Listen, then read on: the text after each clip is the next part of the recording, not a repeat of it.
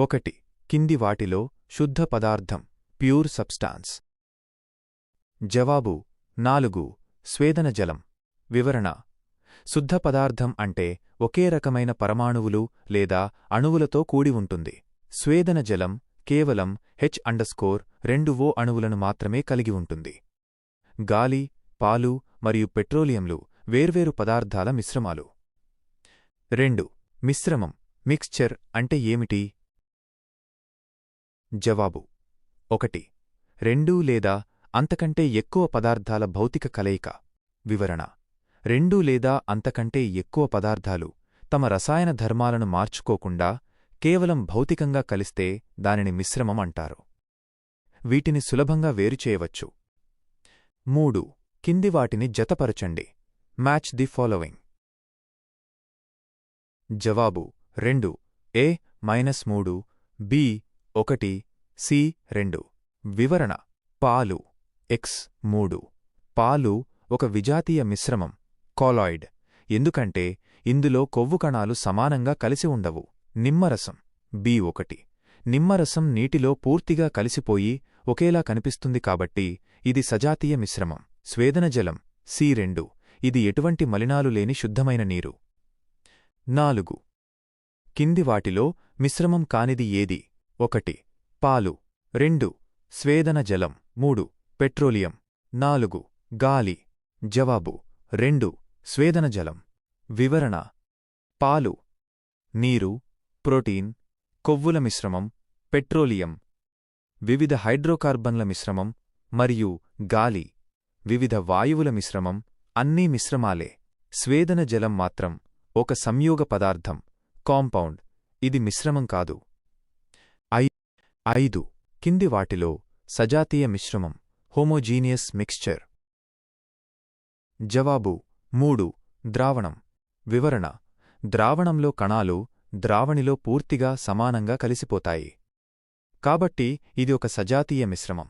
అవలంబనాలు మరియు కొల్లాయిడ్లు విజాతీయ మిశ్రమాలు ఎందుకంటే వాటిలో కణాలు సమానంగా విస్తరించి ఉండవు. 6. కింది వాటిలో శుద్ధ పదార్థం కానిది. నాట్ అ ప్యూర్ సబ్స్టెన్స్ ఏది? జవాబు: 4. సోడా నీరు.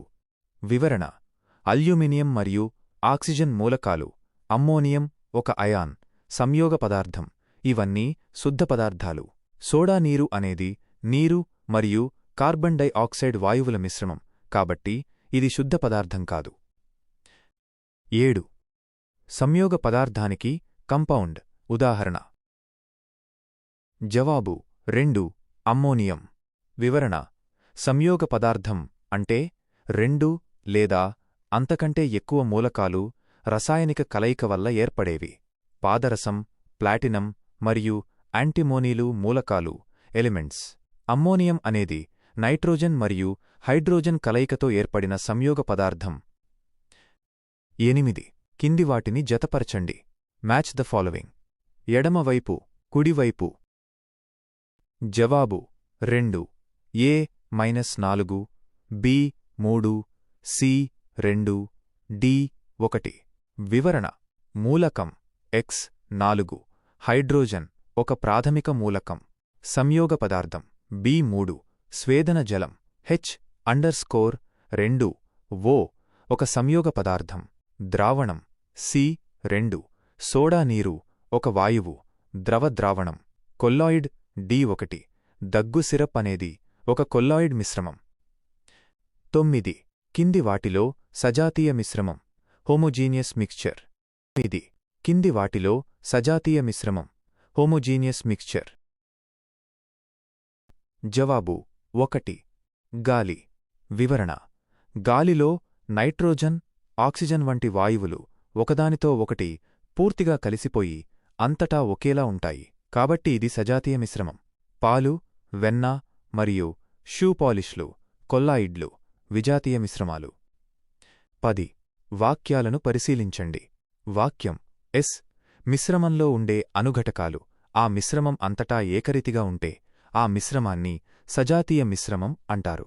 వాక్యం బి పాలకణాలు అంతటా ఏకరీతిగా ఉంటాయి, అందుకే పాలు ఒక సజాతీయ మిశ్రమం. జవాబు: 2. ఏ సత్యం బి అసత్యం. వివరణ: వాక్యం ఏ సరైన నిర్వచనం, కాని వాక్యం బి తప్పు. ఎందుకంటే పాలు ఒక విజాతీయ మిశ్రమం, హెట్రోజీనియస్ మిక్స్చర్. పాలలో కొవ్వు కణాలు అంతటా ఒకేలా విస్తరించి ఉండవు. అవి మైక్రోస్కోప్ ద్వారా చూసినప్పుడు వేర్వేరుగా కనిపిస్తాయి. 11. కింది వాటిలో సరికానిది. ఇన్కరెక్ట్ స్టేట్మెంట్ ఏది? జవాబు: 4. వివరణ: అణుఘటకాలు ఏకరీతిగా విస్తరించి ఉండకపోతే దానిని విజాతీయ మిశ్రమం అంటారు, సజాతీయ మిశ్రమం కాదు. మిగిలిన 3 వాక్యాలు శాస్త్రీయంగా సరైనవి. 12. నిర్దిష్ట ఉష్ణోగ్రత వద్ద ఒక సంతృప్త ద్రావణంలో కరిగి ఉన్న ద్రావిత పరిమాణాన్ని ఏమంటారు? జవాబు: 2. ద్రావణీయత. వివరణ: ఒక నిర్ణీత ఉష్ణోగ్రత వద్ద ఒక ద్రావణిలో గరిష్టంగా ఎంత ద్రావితం కరుగుతుందో ఆ పరిమాణాన్నే దాని ద్రావణీయత, సాల్యుబిలిటీ అంటారు. 13. వాక్యం ఎస్ ద్రావణాలు తమ ద్వారా ప్రసరించే కాంతికిరణ పుంజాన్ని పరిక్షేపణం, స్కాటరింగ్ చెందిస్తాయి.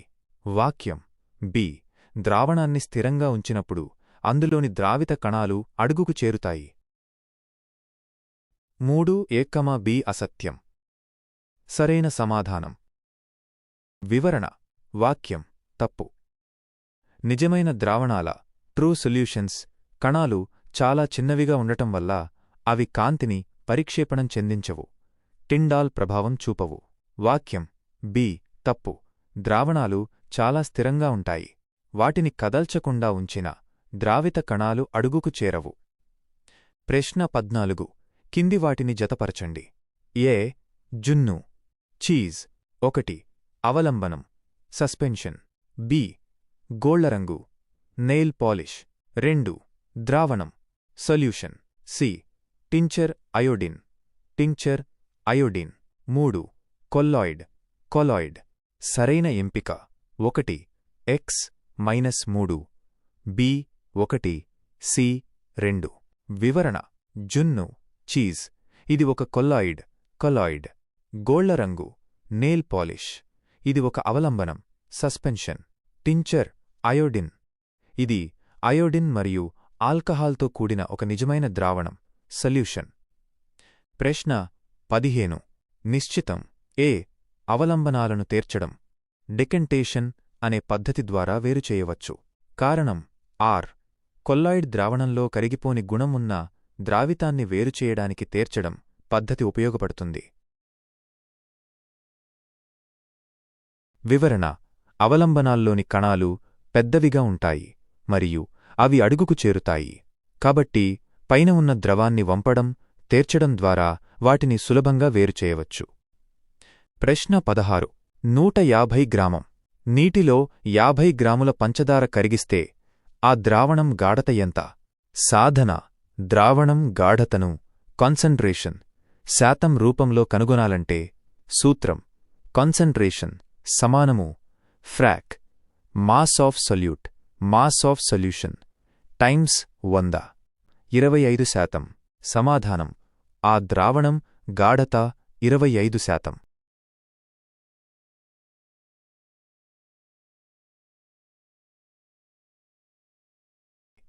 ద్రావణంలో తక్కువ పరిమాణంలో ఉండి కరిగే స్వభావం గలదాన్ని ఏమంటారు? వివరణ: ఒక ద్రావణంలో సాధారణంగా 2 భాగాలు ఉంటాయి. ద్రావితం, సోల్యూట్. ద్రావణంలో తక్కువ పరిమాణంలో ఉండి కరిగిపోయే పదార్థం. ద్రావణి, సాల్వెంట్. ద్రావణంలో ఎక్కువ పరిమాణంలో ఉండి ద్రావితాన్ని తనలో కరిగించుకునే పదార్థం. సమాధానం: 1 ఆల్కహాల్. వివరణ: టింక్చర్ అయోడిన్ అనేది అయోడిన్ మరియు ఆల్కహాల్ల మిశ్రమం. ఇందులో అయోడిన్ ద్రావితంగా, ఆల్కహాల్ ద్రావణిగా పనిచేస్తుంది. ప్రశ్న 20. కింది వాటిలో సరికానిది. సమాధానం: 4 ద్రావణాలు కాంతిని పరిక్షేపణం చెందిస్తాయి. వివరణ: 1 అవలంబనాలను వడపోత, తేర్చడం ద్వారా వేరుచేయవచ్చు అనేది సరైన వాక్యం. 2 కొల్లాయిడ్లను వడపోత ద్వారా వేరుచేయలేము అనేది కూడా సరైనదే. 3 అవలంబనాలు అస్థిరమైనవి, కొల్లాయిడ్లు స్థిరమైనవి అనేది వాస్తవం. 4 సరికానిది. నిజమైన ద్రావణాలు ట్రూ సొల్యూషన్స్ కాంతిని పరిక్షేపణం స్కాటరింగ్ చెందించవు. కొల్లాయిడ్లు మాత్రమే టిండాల్ ప్రభావాన్ని చూపుతాయి. ప్రశ్న 21. విక్షేపణ యానకం ఘనస్థితిలో ఉండి విక్షేపణ ప్రావస్థ వాయుస్థితిలో ఉన్న కొల్లాయిడ్కు ఉదాహరణ. సమాధానం 3. రబ్బరు. వివరణ: ఘనస్థితిలో ఉన్న యానకంలో వాయువు బంధించబడి ఉన్నప్పుడు దానిని సాలిడ్ ఫోమ్ అంటారు. రబ్బరు, స్పాంజ్ వంటివి దీనికి ఉదాహరణలు. ప్రశ్న 22. కొల్లాయిడ్లో విక్షేపణ ప్రావస్థ కణాల పరిమాణం ఎంత ఉంటుంది? సమాధానం 3. 1 నానోమీటర్ 100 నానోమీటర్లు. వివరణ: కొల్లాయిడ్ కణాల పరిమాణం 1 నానోమీటర్ 1 nm నుండి 100 నానోమీటర్ల మధ్య ఉంటుంది. ప్రశ్న 23. కింది వాటిని జతపరచండి. సమాధానం 2 M-2 B4 C1 D3. వివరణ: ఏ బియ్యం, తవుడు 2 చెరుగుట, గాలి ద్వారా వేరుచేయడం. బి కాఫీ, డికాక్షన్ 4 వడపోత, ఫిల్టర్ చేయడం. సి తోట, మట్టి కలిపిన నీరు 1 తేర్చుట, మట్టి అడుగుకు చేరాక నీటిని వంపడం. డి ఉప్పు ద్రావణం 3 ఇగుర్చుట, బాష్పీభవనం ద్వారా ఉప్పును పొందడం. ప్రశ్న 24. ఒక ద్రవం నుంచి దానిలో కరిగిన పదార్థాలు వేరుచేయడానికి వాడే పద్ధతి. సమాధానం: సాధారణంగా దీనిని స్ఫటికీకరణం క్రిస్టలైజేషన్ లేదా బాష్పీభవనం ఇవాపొరేషన్ అని అంటారు. ద్రావణాల నుండి కరిగిన ఘన పదార్థాలను వేరుచేయడానికి ఇవి ప్రాథమిక పద్ధతులు. 25. ప్రశ్న: మిశ్రమణీయ ద్రవాలను వేరుచేయడానికి అనువైన పద్ధతి. సమాధానం 2 స్వేదనం. వివరణ: ఒకదానిలో ఒకటి పూర్తిగా కలిసిపోయే ద్రవాలను, ఉదాహరణకు నీరు మరియు ఆల్కహాల్, స్వేదనం ద్వారా వేరుచేస్తారు. ఈ పద్ధతి ఆ రెండు ద్రవాల మరిగే స్థానాల బాయిలింగ్ పాయింట్స్ మధ్య ఉండే తేడాపై ఆధారపడి పనిచేస్తుంది. ప్రశ్న 26. జతపర్చండి. కిందివాటిని సరైన వేరుచేసే పద్ధతులతో జతపర్చండి. మిశ్రమం వేరుచేసే పద్ధతి. సరైన జత: A-3 B1 C4 D2. వివరణలు: పాలనుంచి వెన్న. పాలను వేగంగా తిప్పినప్పుడు తక్కువ సాంద్రతగల వెన్న పైకి వస్తుంది. దీనినే సెంట్రిఫ్యూగేషన్ అంటారు. ఇసుక మరియు ఇనుము. ఇనుముకు అయస్కాంత తత్వం ఉంటుంది కాబట్టి అయస్కాంతం ఉపయోగించి ఇసుక నుండి వేరుచేయవచ్చు. ఉప్పు మరియు అమ్మోనియం క్లోరైడ్. అమ్మోనియం క్లోరైడ్ వేడి చేసినప్పుడు నేరుగా ఘనరూపం నుండి వాయురూపంలోకి మారుతుంది. ఉత్పతనం: ఉప్పు అలాగే మిగిలిపోతుంది. నూనె మరియు నీరు ఇవి ఒకదానిలో ఒకటి కలవవు, ఇమిసిబుల్ లిక్విడ్స్. కాబట్టి వేర్పాటు గరాటు ద్వారా వీటిని సులభంగా వేరుచేయవచ్చు. 7. అంశిక స్వేదనం ఫ్రాక్షనల్ డిస్టిలేషన్ ప్రక్రియ ద్వారా వేరుచేసే మిశ్రమం ఏది? సమాధానం 2 A మరియు D. వివరణ: 2 లేదా అంతకంటే ఎక్కువ మిశ్రణీయ ద్రవాల మరిగే స్థానాల బాయిలింగ్ పాయింట్స్ మధ్య తేడా 25 డిగ్రీల సెల్సియస్ కన్నా తక్కువ ఉన్నప్పుడు వాటిని వేరు చేయడానికి అంశిక స్వేదనం ఉపయోగిస్తారు. పెట్రోలియం. ఇందులోని వివిధ రకాల ఇంధనాలను పెట్రోల్, డీజిల్, కిరోసిన్ అంశిక స్వేదనం ద్వారానే వేరుచేస్తారు. గాలి. గాలిలోని వాయువులను ఆక్సిజన్, నైట్రోజన్, ఆర్గాన్ కూడా ఇదే పద్ధతిలో వేరుచేస్తారు. గమనిక: నీరు, ఎసిటోన్ల మధ్య మరిగే స్థానాల తేడా ఎక్కువగా ఉంటే సాధారణ స్వేదనం వాడతారు. నూనె మరియు నీరు అమిత్రణీయ ద్రవాలు కాబట్టి వీటిని వేరుచేసే గరాటు సెపరేటింగ్ ఫనల్ ద్వారా వేరుచేస్తారు. ప్రశ్న 28. నిశ్చితం. ఏ. మిశ్రణీయ ద్రవాలను వేరుచేయడానికి అనువైన పద్ధతి స్వేదనం డిస్టిలేషన్. కారణం: ఆర్. మిశ్రణీయ ద్రవాల బాష్పీభవన స్థానాల్లో బాయిలింగ్ పాయింట్స్ 25 డిగ్రీల సెల్సియస్ కంటే తక్కువ తేడా ఉంటే స్వేదనం వాడతాం. సమాధానం 3 ఏ సరైంది, ఆర్ సరికాదు. వివరణ: నిశ్చితం ఏ సరైనదే. విడిపోకుండా కలిసిపోయే ద్రవాలను మిస్సిబుల్ లిక్విడ్స్ స్వేదనం పద్ధతిలో వేరుచేయవచ్చు. కారణం: ఆర్ తప్పు. బాష్పీభవన స్థానాల మధ్య తేడా 25 డిగ్రీల సెల్సియస్ కంటే ఎక్కువ ఉన్నప్పుడు మాత్రమే సాధారణ స్వేదనం సింపుల్ డిస్టిలేషన్ వాడతాము. ఒకవేళ తేడా 25 డిగ్రీల సెల్సియస్ కంటే తక్కువుంటే అంశిక స్వేదనం ఫ్రాక్షనల్ డిస్టిలేషన్ వాడాలి. 25 డిగ్రీల సెల్సియస్ కన్నా తక్కువుంటే స్వేదనం వాడతాం అని ఉండటం వల్ల అది తప్పు అవుతుంది. ప్రశ్న 29.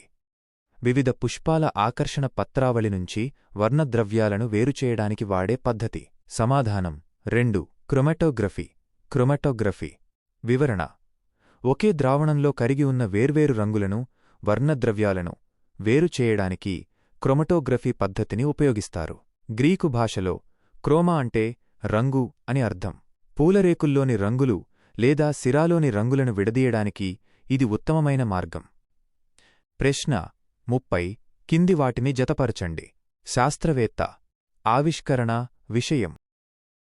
సరైన ఎంపిక 3 x-4, b 3, c 1, d 2.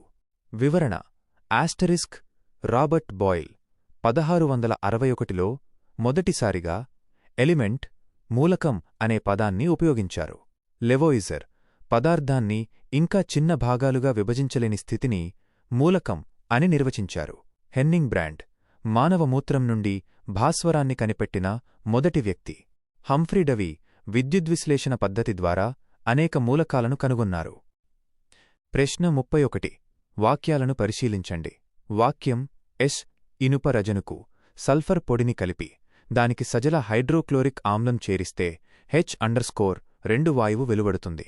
వాక్యం: బి ఇనుప రజను సల్ఫర్ మిశ్రమాన్ని బాగా వేడిచేసి దానికి HCl కలిపితే హైడ్రోజన్ సల్ఫైడ్ వాయువు విడుదలవుతుంది.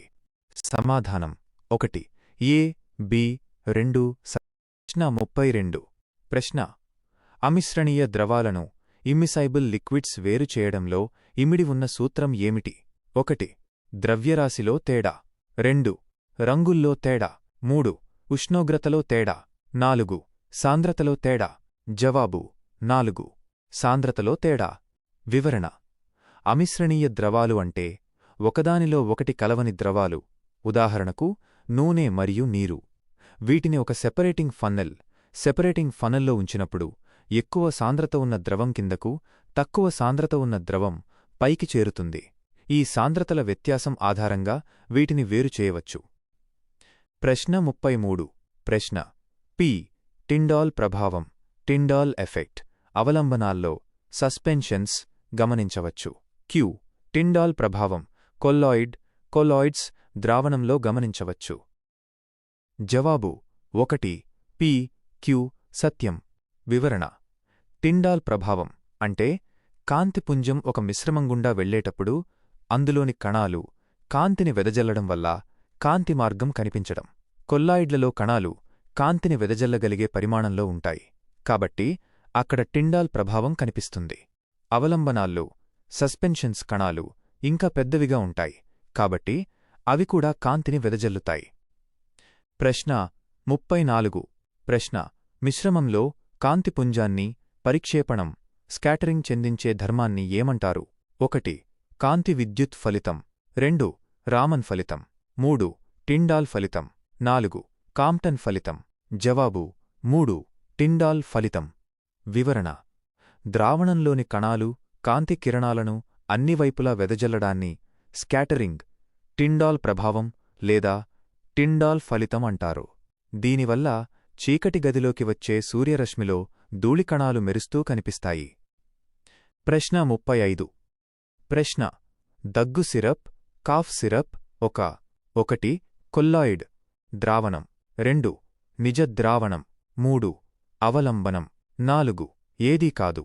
జవాబు: 1 కొల్లాయిడ్. వివరణ: దగ్గు సిరప్ అనేది ఒక కొల్లాయిడ్ మిశ్రమం. ఇందులో ఔషధ కణాలు ద్రవంలో సమానంగా విస్తరించి ఉంటాయి కాని అవి అడుగున పేరుకుపోవు, స్థిరంగా ఉంటాయి. ఇది చూడటానికి స్వచ్ఛంగా అనిపించినా కాంతిని పంపినప్పుడు టిండాల్ ప్రభావాన్ని చూపుతుంది.